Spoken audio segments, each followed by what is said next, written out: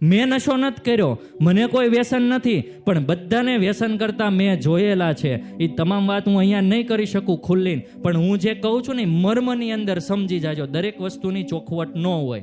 પહેલી વાત, જે દીકરો સિગરેટ પીતો હોય કે દીકરી સિગરેટ પીતી હોય એને કેમ ઓળખવા? એનો જે હોઠ હોય ને એ આખો કાળો હોય.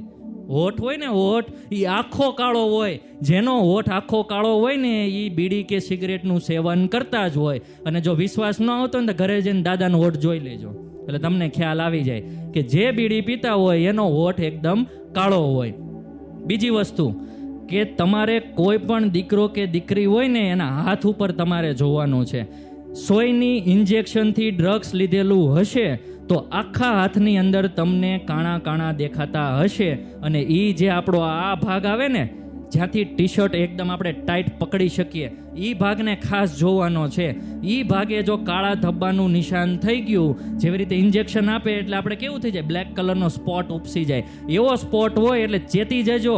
એ સિગ્નલની પીળી લાઇટ છે.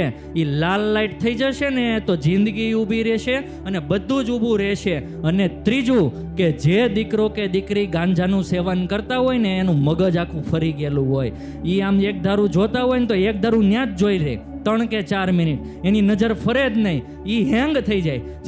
જ્યારે ગાંજો છે ને શરીરના વાટે અંદર જાય ને એટલે એ હેંગ થઈ જાય. એટલે આવું કંઈક હોય ને તોય પૂછી લેજો કે આ જે નશાના રસ્તે ચડ્યા છે ને આને ખરેખર તમારે પાછા વાળવાની ખૂબ જરૂર છે. અને એ પાછા છે ને તમે જ વાળી શકશો. અને છેલ્લું કે દારૂ. પહેલાં તો દારૂ છે ને ખબર નહીં પ્લાસ્ટિક ક્યાં આવતા કે શું આવતા, એટલે તરત છે ને પીન આવે એટલે આપણને સ્મેલ આવી જતી હતી. હવેના એવા મોડર્ન દારૂ થઈ ગયા છે ને એની સ્મેલ ન આવે આપણને. ઓલું અત્યારે દારૂની અંદર છે ને એક જાંબુ ફ્લેવર કરીને આવે છે. એ પીન આવે ને એટલે આપણને એમ જ લાગે કે જાંબુડા ખાઈને આવ્યા છે. એટલે આ મૂર્ખાવી જાંબુડા ખાઈને નથી આવ્યા, એ ઘરને આખા જાંબુડા હોતો અંદર ઉતારી દેવા આવ્યા છે. એટલે મોઢા સૂંઘવાથી હવે દારૂની ખબર નથી પડતી.